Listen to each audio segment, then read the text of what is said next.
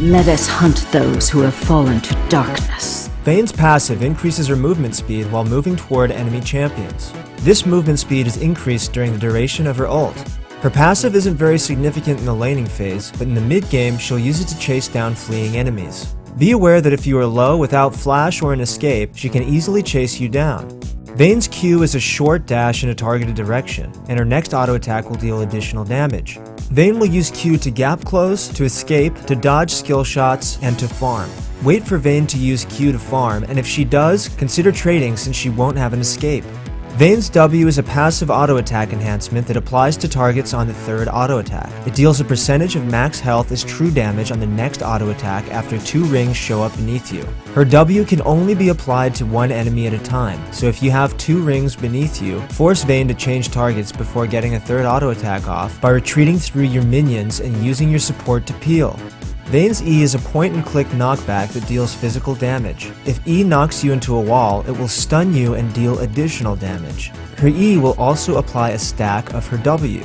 She'll use it either defensively as a disengage or offensively as a harass or all-in to stun you against a wall.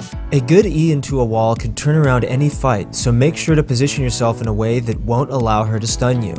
Vayne's R is a steroid that increases her AD, increases the bonus movement speed from her passive, and gives her a short stealth when she activates Q. You'll know when Vayne is using her ultimate when she uses the large bow on her back and has a star underneath her. Vayne players will activate R while dueling to get the stealth in conjunction with her Q, giving a lot of outplay potential.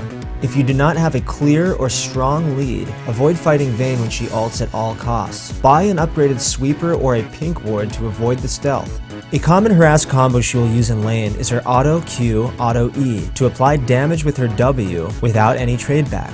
Although you can't out-trade her during this combo, apply some damage in between, and once she finishes the combo, her Q and E are on cooldown, so consider engaging with your support.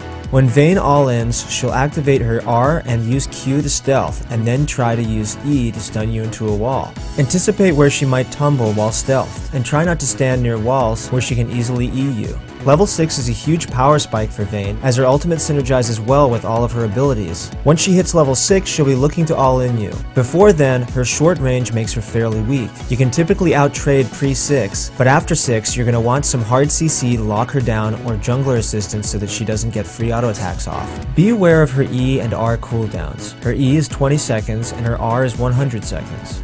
Vayne is an ADC with a weak early game but a very strong late game. She will farm until she gets her first power spike with Blade of the Ruined King, then she will be more aggressive. Try to abuse her weak early game as much as possible by taking advantage of her short range and preventing her from scaling into the late game.